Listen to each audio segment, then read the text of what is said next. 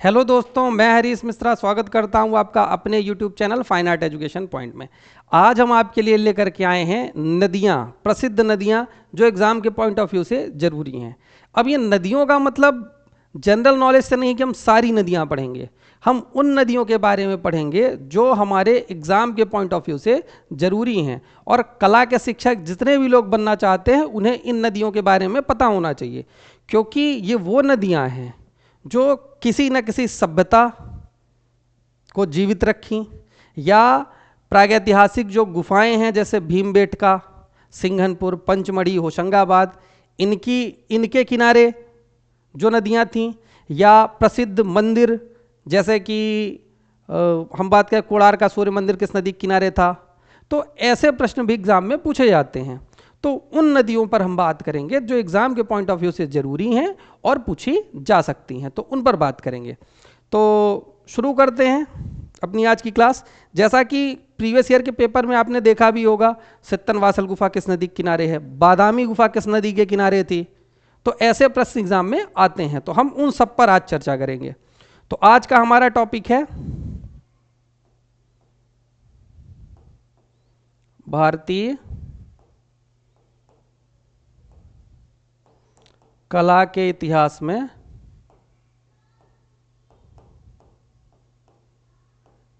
प्रमुख नदियां। क्योंकि नदियां तो बहुत सारी हैं, हमें केवल उतनी ही नदियां पढ़ना है जो एग्जाम के पॉइंट ऑफ व्यू से जरूरी हैं और एग्जाम में पूछी जाएंगी। तो सबसे पहले हम शुरू करते हैं, देखो, सभ्यताओं से ही, जो सबसे ज्यादा इंपॉर्टेंट है, जहां से प्रश्न बनते हैं। तो सबसे पहले हम देखेंगे तो 3 नदियों के बारे में देखेंगे जो बहुत ही ज्यादा इंपॉर्टेंट है। कौन सी? एक सिंधु नदी,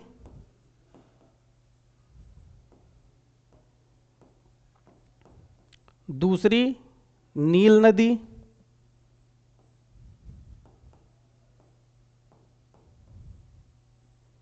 तीसरी दजला और फरात नदी। फरात नदी। तो पहले तो यहां से प्रश्न बने ही बने हैं, इन तीनों जगह से प्रश्न बन चुके हैं। इस जगह से हम ध्यान नहीं देते, छोटी छोटी चीजें, और यहीं से प्रश्न बनते हैं और यहीं पर हम कंफ्यूज होते हैं। ठीक है, तो इन पर भी हम चर्चा करेंगे। सिंधु नदी क्यों पूछी जाती है, क्यों, और ये नदी का कला से क्या लेना देना है। तो सिंधु नदी के किनारे ही सिंधु घाटी सभ्यता पनपी थी। कौन सी? सिंधु घाटी सभ्यता पनपी थी। इसलिए सिंधु नदी के बारे में एग्जाम में पूछा जाता है। अब बात आती है कि सिंधु नदी कहां, सिंधु घाटी सभ्यता सिंधु नदी के किनारे थी। हड़प्पा की हम बात करते हैं तो रावी नदी के किनारे थी। तो कहां, सब तो सिंधु के किनारे थी नहीं, तो फिर सिंधु घाटी सभ्यता क्यों कहते हैं? इसलिए कहते हैं क्योंकि सिंधु घाटी की ही रावी, चिनाब, झेलम, सतलज और व्यास, ये जो पांचों नदियां हैं, ये पांचों नदियां सिंधु नदी की सहायक नदियां कहलाती हैं। सहायक नदियां कहलाती हैं। इसलिए ये जितनी भी नदियां हैं सब सिंधु नदी के ही से ही संबंधित है, इसीलिए इसे सिंधु घाटी सभ्यता कहा जाता है। तो पेपर में आपको यह भी ध्यान रखना है कि सिंधु नदी की कौन सी सहायक नदी नहीं है, ऐसे भी पेपर में पूछ लेता है। तो 3 इनमें से होंगे, एक कोई और होगा। तो हमें अगर पता है कि रावी, चिनाब, झेलम, सतलज, व्यास, ये चारों नदियां सिंधु नदी की सहायक नदियां हैं, तो हमसे गलती नहीं होगी, चाहे वो एक ऑप्शन में कुछ भी दे दे। तो हमें ये पता होना चाहिए कौन कौन सी है। फिर नील नदी। नील नदी क्यों पूछा जाता है? क्योंकि नील नदी के किनारे मिस्र की सभ्यता,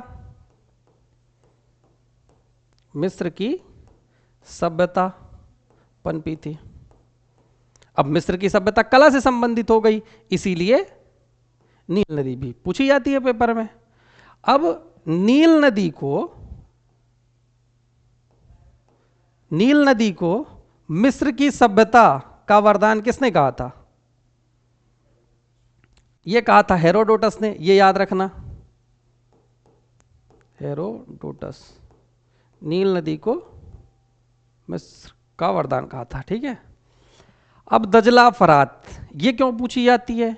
क्योंकि इसी नदी के घाटी पर पनपी थी मेसोपोटामिया की सभ्यता, मेसोपोटामिया की सभ्यता। दजला और फरात नदी के किनारे ही पनपी थी मेसोपोटामिया की सभ्यता। ये हमें याद होना चाहिए। सिंधु नदी किससे संबंधित? नील नदी और दजला फरात। ध्यान रखना ये जो फरात नदी है इसी का नाम है यूफ्रेट्स नदी, इसी को यूफ्रेट्स नदी भी कहते हैं। क्योंकि आपने अगर प्रीवियस ईयर का पेपर पढ़ा होगा तो आपने वहां पर पढ़ा होगा कि सुमेरियन सभ्यता किस नदी के किनारे थी, और उसमें आंसर सही किया है यूफ्रेट्स नदी। अब ये प्रश्न कहां से आ गया? कहीं नया नहीं आया है, क्योंकि जो सुमेरियन सभ्यता है वो यूफ्रेट्स नदी के किनारे थी, सुमेरियन सभ्यता। और जो सुमेरियन सभ्यता है वो चाहे यूफ्रेट्स का हो चाहे फरात का हो, यूफ्रेट्स को ही फरात नदी के नाम से भी जाना जाता है, ठीक है। तो अगर आए, अभी तक तो आपने पेपर पढ़ा था सुमेरियन सभ्यता किस नदी के किनारे थी? यूफ्रेट्स नदी के किनारे। लेकिन यह भी ध्यान रखना है यूफ्रेट्स ऑप्शन में ना हो तो हम फरात लगाएंगे, फरात नदी के किनारे थी, बिल्कुल। चलो ये हो गया हमारा। तो ये तो सिंधु घाटी सभ्यता जब हम पढ़ते हैं तो ये सारी बातें उस पर करते हैं। उसके बाद फिर शुरुआत हमारा टॉपिक आता है प्रागैतिहासिक काल।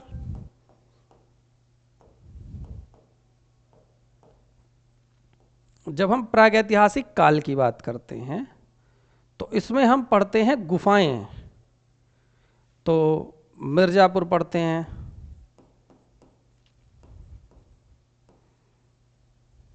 भीमबेटका पढ़ते हैं,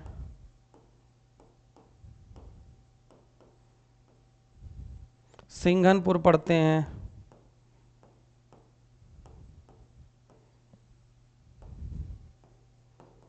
पंचमढ़ी पढ़ते हैं,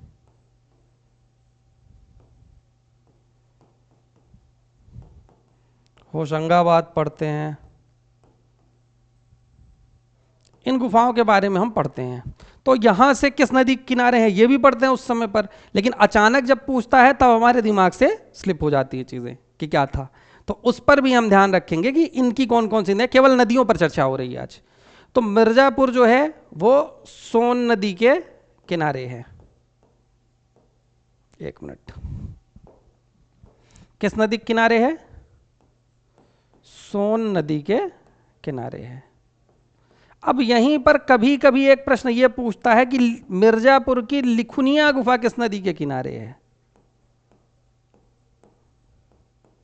तो जो लिखुनिया गुफा है वो गरई नदी के किनारे है, ध्यान रखना। किस नदी के किनारे है? गरई नदी के किनारे है। तो यह भी हमारा इसी से हो जाएगा। फिर इसके बाद भीमबेटका की बात करते हैं। भीमबेटका गुफा किस नदी के किनारे है? जल्दी से आंसर करें। भीमबेटका गुफा बेतवा नदी के किनारे है। बेतवा, बेत्रावती या वरना रिवर, इन तीनों में से कुछ भी लिखा रहे, इसी नदी के किनारे है। और अगर ये ऑप्शन में ना हो तो ये किसकी सहायक नदी है? नर्मदा नदी की। तो ऐसी स्थिति में कौन सा सही हो जाएगा? नर्मदा नदी के किनारे है। तो नर्मदा नदी इसका राइट आंसर हो जाएगा। फिर आ जाते हैं सिंघनपुर। सिंघनपुर माठ नदी के किनारे है। पंचमढ़ी तवा नदी के किनारे है। बहुत लोग कहेंगे तवा हमने पहली बार पढ़ा है, तो तवा पहली बार पढ़ा है तो अच्छी बात है, वो ध्यान रखो। और अगर तवा ऑप्शन में ना हो तो नर्मदा ध्यान रखना, लेकिन पहली प्राथमिकता तवा को देना है, तवा नदी के किनारे। होशंगाबाद, होशंगाबाद का नाम बदल करके नर्मदापुरम रख दिया गया है। तो नर्मदा नदी है इसीलिए तो नर्मदापुरम नाम इसीलिए रखा गया है इसका, क्योंकि किस नदी के किनारे है? नर्मदा नदी के किनारे है। तो प्रागैतिहासिक काल में हमें मेन ये गुफाएं पढ़नी होती है। सिंधु घाटी सभ्यता में कौन कौन सी पढ़नी होती है उससे पहले ही हमने बता दिया। फिर इसके बाद सिंधु सभ्यता के नगर आते हैं। भाई सिंधु घाटी केवल सिंधु नहीं है, सिंधु नदी, उसमें और भी नदियां हैं। जैसे देखेंगे लोथल भोगवा नदी के किनारे, चन्नूदड़ो सिंधु नदी के किनारे, तो वहां पर भी नदी पूछी जाती है। तो इनका थोड़ा सा देख लेते हैं कौन कौन से होंगे। जैसे हम देखेंगे हड़प्पा,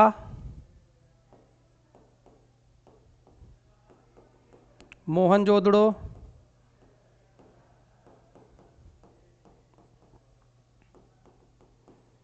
कालीबंगा,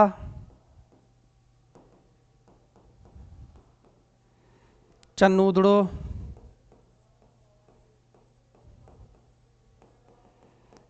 बनावली, राखीगढ़ी, धौलावीरा,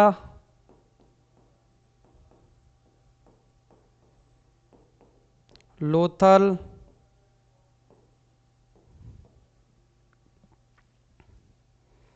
मांडा, दैमाबाद,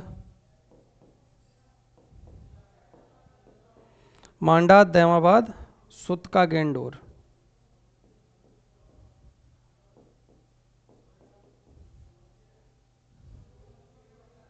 सुतका गेंडोर।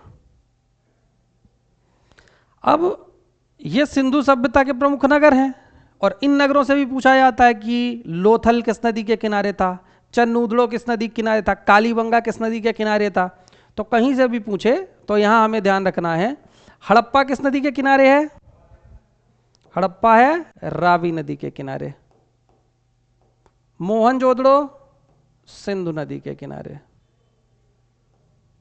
कालीबंगा किस नदी के किनारे है, कालीबंगा घग्गर नदी के किनारे है,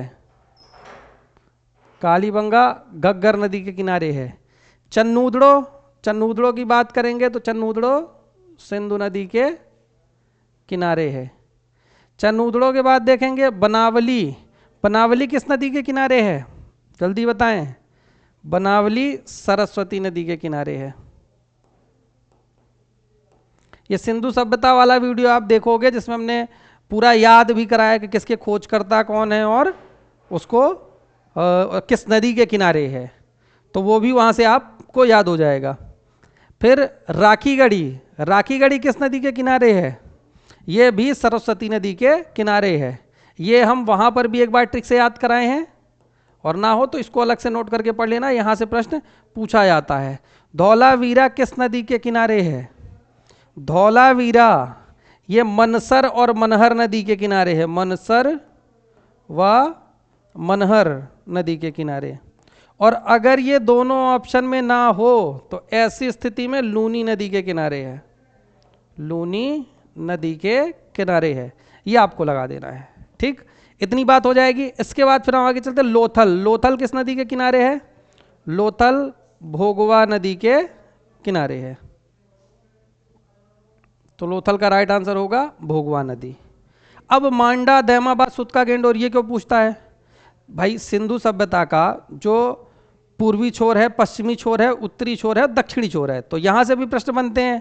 तो हमें यहाँ की नदियां पता होनी चाहिए। मांडा जम्मू कश्मीर का सबसे ऊपरी हिस्सा, सॉरी सिंधु सभ्यता का सबसे ऊपरी हिस्सा, तो वो कहाँ है, मांडा कश्मीर में। कश्मीर में कौन सी नदी है, चिनाब। दैमाबाद सबसे नीचे का हिस्सा, सबसे नीचे कहां तक मिला है, साउथ में जाएंगे तो महाराष्ट्र के दैमाबाद में। दैमाबाद गोदावरी नदी के किनारे है, कहां, गोदावरी। गोदावरी अगर नदी ना हो तो प्रवरा नदी लगा देना, प्रवरा, इनमें से दोनों में से कोई भी एक हो। अब सुतका गेंडोर की बात करेंगे तो सुतका गेंडोर दास्क नदी के किनारे है। तो ये वो नदियां हैं जो एग्जाम में पूछी जाती हैं और कला से संबंधित हैं। तो ये यहाँ हमारे हो गए इतने। फिर इसके बाद हम आगे चलते हैं तो कुछ और भी हैं जैसे पूछा जाता है। उसमें कौन कौन सा पूछा जा सकता है, जैसे हम देखेंगे तो कोणार्क का सूर्य मंदिर किस नदी के किनारे है? कोणार्क का सूर्य मंदिर किस नदी के किनारे है? तो कोणार्क का सूर्य मंदिर चंद्रभागा नदी के किनारे है।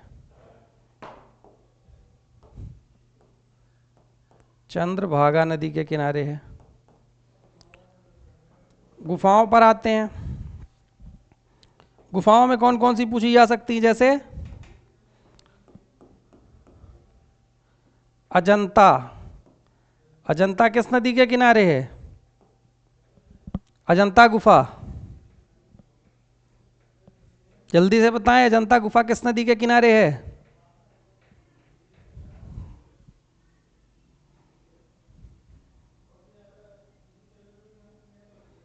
कौन सी नदी है, बताएं जल्दी।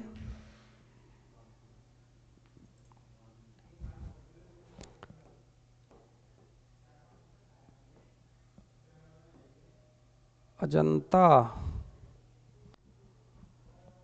सतपुड़ा, बाघोरा नदी के द्वाब पर। तो राइट आंसर इसका होगा बाघोरा नदी।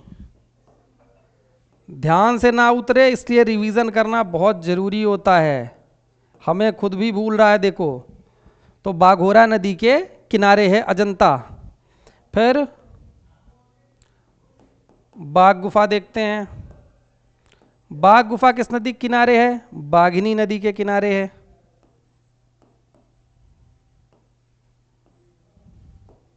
बादामी गुफा किस नदी के किनारे है?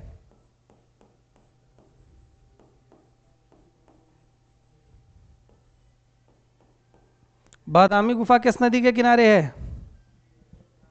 जल्दी बताएं। बादामी, सित्तनवासल,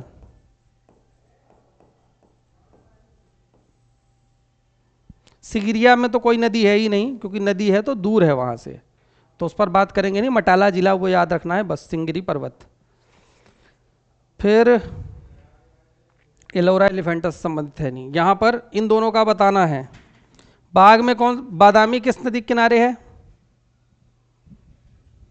कर्नाटक के बीजापुर के एहोल नामक स्थान पर, कृष्णा नदी के किनारे। सित्तनवासल गुफा, सित्तनवासल गुफा अलग है, ठीक है। अगर हम देखें मैप के हिसाब से, नेट में देखें तो सही कावेरी होता है, लेकिन यहां पर भी कृष्णा साथ में लेकर के चलना है, क्योंकि कृष्णा सही कर लिया था एक बार, तो कृष्णा और कावेरी दोनों लेकर के चलना है, क्योंकि आयोग किसे सही मानेगा वो तो हमें भी नहीं पता। तो ये वो नदियां हैं जो एग्जाम के पॉइंट ऑफ व्यू से जरूरी हैं और हमें पढ़नी चाहिए। तो आज की क्लास में इतना ही, मिलते हैं नए वीडियो में नए टॉपिक के साथ, तब तक सभी को धन्यवाद।